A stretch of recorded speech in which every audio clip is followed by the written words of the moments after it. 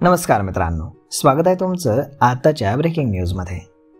मित्रांनो, महाराष्ट्र आरटीओनं वाहन 4 ही ऑनलाईन प्रणाली विकसित केली आहे। ही प्रणाली आरटीओ, वाहतूक पोलीस आणि वाहतूक पोलीस यंत्रणा यांच्याकडे आहे। त्यामध्ये वाहनाचा नंबर अपलोड करताच वाहन आणि वाहन मालकाची कुंडली काही सेकंदात निघते। असं असतानाही 1 एप्रिल 2019 पूर्वीच्या सर्व जुन्या वाहनांना आता 31 मार्च पर्यंत हाय सिक्युरिटी नंबर प्लेट म्हणजेच HSRP सक्तीची करण्यात आलेली आहे। ही प्रणाली आणि HSRP नंबर प्लेटमध्ये असा नेमका काय फरक आहे आणि ही सक्ती नक्की कशासाठी लादली जाते असा प्रश्न वाहनधारकांकडून विचारला जातोय। यामध्ये हातावरती पोट असणाऱ्या गरीब रिक्षा चालकांच्या 3 चाकी वाहनाला महाराष्ट्रामध्ये नंबर प्लेट 500 रुपयांना मिळते आणि तीच नंबर प्लेट गुजरातमध्ये 200 रुपयांना, तर गोव्यामध्ये 155 रुपयांना, पंजाबमध्ये 270 रुपयांना आणि आंध्रामध्ये 282 रुपयांना मिळते। हा फरक कशासाठी? त्यानंतर मोटार कारची नंबर प्लेट महाराष्ट्रामध्ये तब्बल 745 रुपयांना मिळते। तीच नंबर प्लेट गुजरातमध्ये 460 रुपयांना मिळते, गोव्यामध्ये 203 रुपयांना आणि पंजाबमध्ये 594 रुपयांना, तर आंध्रमध्ये 619 रुपयांना मिळते।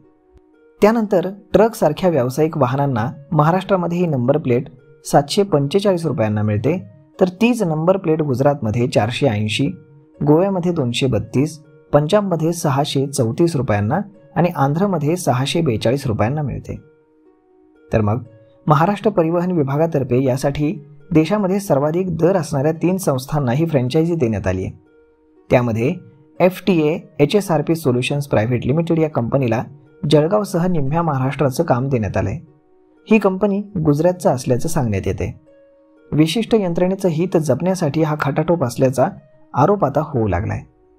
यामध्ये कंत्राटामध्ये संपूर्ण कामाची रक्कम ही 600 कोटी दाखवण्यात आली आहे, परंतु रजिस्टर्ड वाहनांची संख्या पाहता हे प्रकरण 1,500 कोटीपर्यंत जाण्याची शक्यता आहे, असं सगळ्या संघटनेचं मत आहे। इतर राज्यांमध्ये याच नंबर प्लेटचे दर अगदी 150 रुपयांपासून आहेत। मग फक्त महाराष्ट्रामध्ये हे दर सर्वाधिक 450 रुपयांपर्यंत आणि GST वेगळा असं का? 2019च्या आधीच्या वाहनांना नंबर प्लेट बसवण्यासाठी नेमलेल्या एजन्सीजकडे ऑनलाईन अपॉइंटमेंट घेऊन ही नंबर प्लेट बसवावी लागणार आहे।